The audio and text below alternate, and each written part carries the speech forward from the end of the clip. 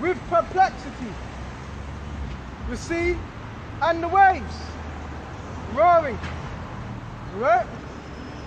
And men's heart failing them for fear and for looking after those things which are coming upon the earth, right? For the powers of heaven shall be shaken. Esau, his armies, his rulership, it's going to be shaken, right? And it all starts with the word. So what's shaking things up now? That's why Esau, he wants to what? Demonize his truth, right? And then shall they see the Son of Man coming in the clouds with power and great glory. So Yahawah is going to make what his appearance in a cloud. And that cloud is known as the chariots. Right? The vehicles of our salvation. Right? And with power and great glory, and that's what we're waiting upon. And that's what we also have faith in. That's why we do what we do. Okay? We're not just doing this for no reason. You're supposed to be doing this because you believe, because you have faith. And we know there's going to be men in this truth that don't really believe, that go out into the highways, and some that don't go out into the highways that don't really believe. Well, that's going to be known in due time, right? Who's really faking? And you should be able to know if someone's faking. You should be able to know that. Why? Because Yahawah is going to give you what? The discernment to see. A man that puts his all into this truth, that's not a faker, is it? A man that don't give his all for this truth, that's a faker. That's someone you can't trust, right? That's a phony, right? Verse 28. And when these things begin to come to pass, then look up and lift up your heads. So when we're seeing these sightings, the blood moons, the chariots, you're supposed to look up and know we're near the end. And lift up your heads. Lift up your heads. We have a good mind, right? For your redemption draweth nigh. So the kingdom of heaven is at hand. And that's what we teach. Right? Deliverance is at hand. Right? And he spake to them a parable. Behold, a fig tree and all the trees, when they now shoot forth, ye see that and know of your own self that summer is nigh at hand. So that's when you know summer is in. That's how you know the seasons. Because things won't start flourishing. So likewise ye, okay, when you shall see these things come to pass, know ye that the kingdom of the Most High is nigh in us at hand. So when we see these prophecies, when we see these things happening, that's how we know the kingdom of heaven is at hand. Just by seeing these signs. Just by measuring what the signs with the times. That's how we would know the kingdom of heaven is at hand. Right?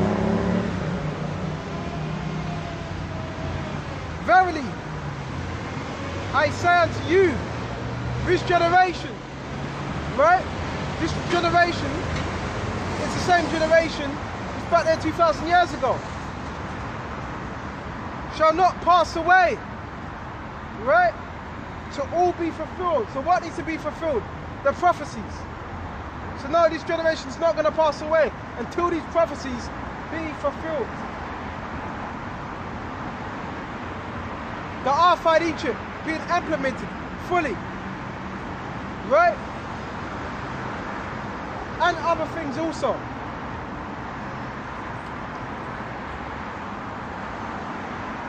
Verse 33, heaven and earth, right, shall pass away. So we know, when it says heaven and earth, it's not talking about the whole structure of the earth. That's talking about particular places that are hit with their missiles. That's what it means, heaven and earth.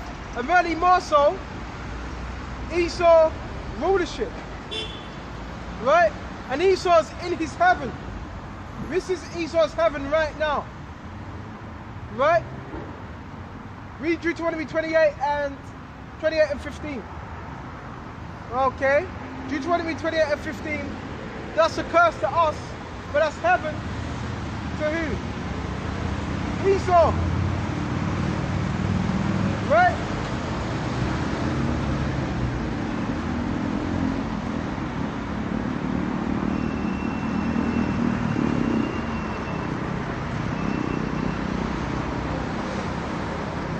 But my words shall not pass away, so these words are not going to pass away.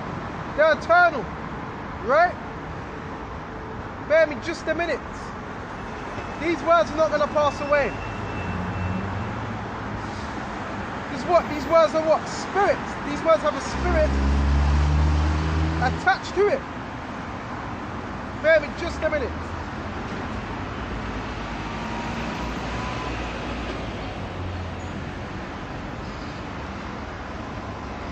You can grab John.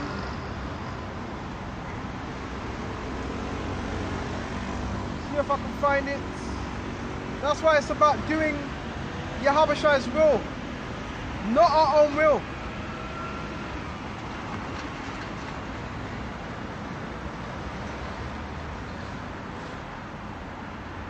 There it is. This is 1 John 2 and 17. And the world passeth away, and the lust thereof, but he that doeth the will of the Most High Yahawah abideth forever. So those that are doing Yahawah's will, they're going to be the ones abiding. Okay? Abide forever. That's why it's so important to be doing Yahawah's will, not your own will. Right? Are you going to have men teaching by themselves? Yes, but that doesn't mean they're doing their own will. They're still doing Yahawah's will. And why are you offending at a man that is teaching by himself? Don't you want this man to be strong for Yahawah? So it shows you have men that are in a complete reprobate state of mind. Because you do know you have men among camps, but they're not in the spirit. They're not in the spirit of Yahawah Wa Yahawashi. But you still have men in camps. That's why you got to be strong. Right? And a lot of these camps are corrupt. As much as we talk about Sakari, IUIC, all the camps are corrupt, pretty much. But that's why Yahawah is doing that what? That sifting. Okay? He's doing that sifting. Okay? He's sifting what? The wheat and the tares. Okay? That's what he's doing.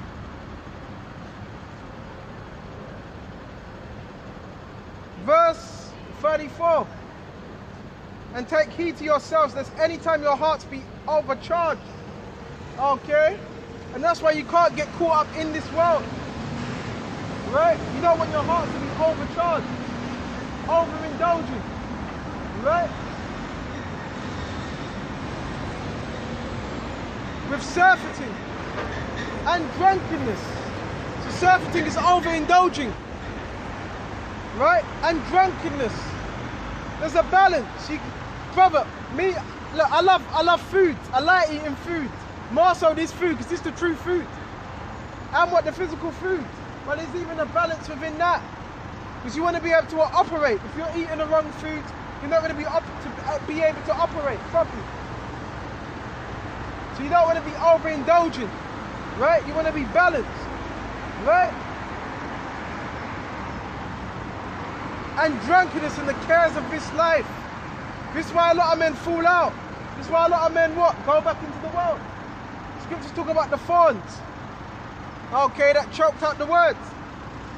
But if you're always occupied with the truth, then the things of the world, they're not going to choke. They're not going to choke out the words, because you're always occupied with the truth.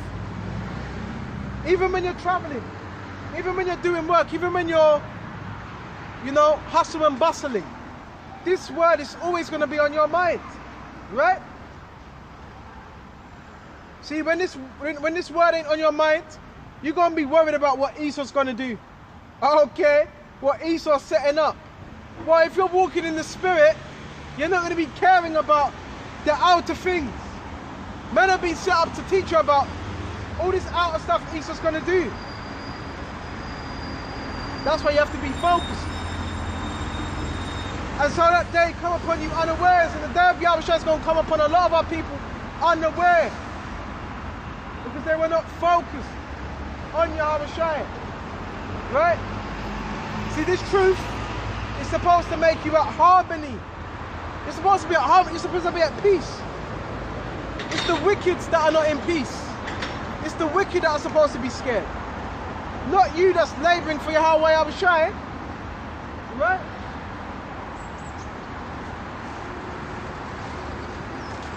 Verse 35, for as the snare is a trap, shall it come upon all them that dwell on the face of the earth. So what's that going to be? What's that trap going to be? The martial law, the detention centers, the chip being issued out, the rioting, and the different forms of mass calamity, and the return of Yahawashi. That's going to come as a surprise. But it shouldn't, because we were warning you. But it's going to come as a surprise, what, to the world. And even to certain men in this truth, it's going to be as a surprise to them. We that are teaching this word, this shouldn't be a surprise to us, because we're telling you of these things to come. But a man could be teaching this word, and it could be a surprise to him, right? If he never really believed. That's why the scripture says in Isaiah 33 and 6, and wisdom and knowledge shall be the stability of thy times. This is what's going to keep us stable. And that's the beautiful thing. Nobody else can take your faith except from Yahawashi. He gives you faith. He's the only one that can take that. That's why you got to be concerned with what Yahawashi thinks, not what this man thinks, that man thinks. There's a lot of men, they don't even know if they're going to make it themselves. Focus on Yahawashi. Verse 36, watch, right? Ye therefore, that's why we continue to watch, right? Be circumspect, watch the news. And when you're watching the news, make sure there's more scriptures that come out than the news. With certain men, they just bring out the articles. Okay, well that's no different from what Esau's doing. Make sure you back up the scriptures with the news. That's how you filter things. Right? Watch ye therefore and pray always. And another thing, nobody can take prayer away from you. You have free time, you can pray for anything you want. Pray. Okay? Pray for stronger mental fortitude. Pray for more faith. Even pray for your enemies. Alright? Pray. Okay?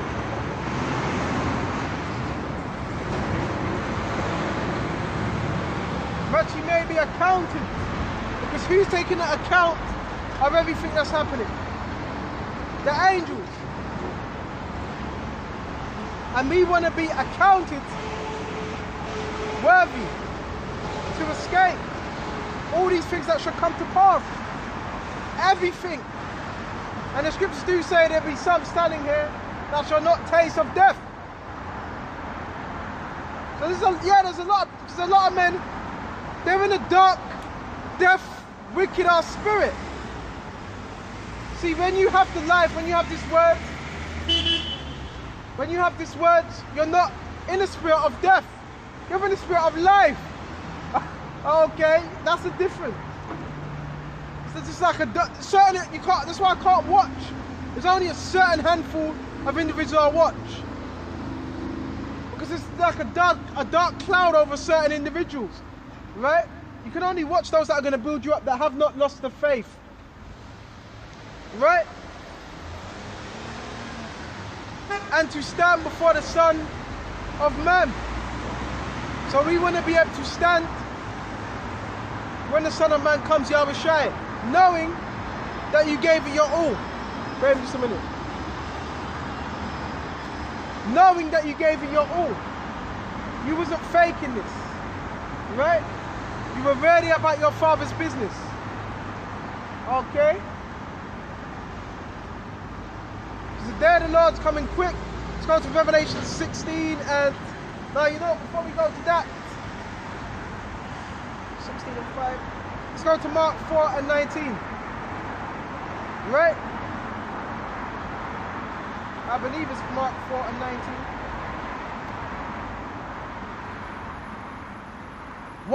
Once you have this truth, it's not just, oh, I got it now, that's it. You have to fight to hold on to it. That's the thing. Once you have this truth, you also need to fight to hold on to it. Right? A lot of men, they don't fight, so what? They get weak and they go right back into the world. Right?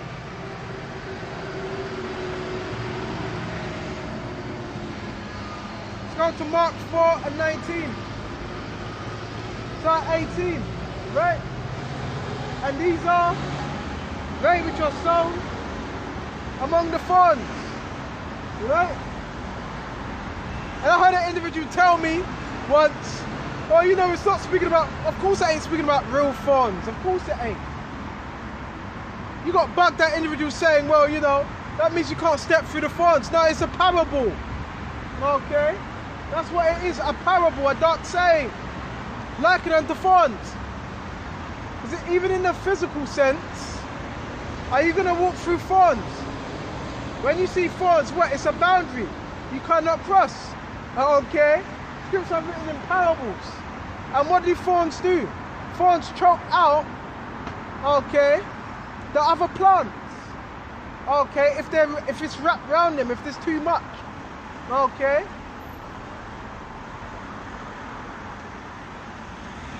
Such as hear the word and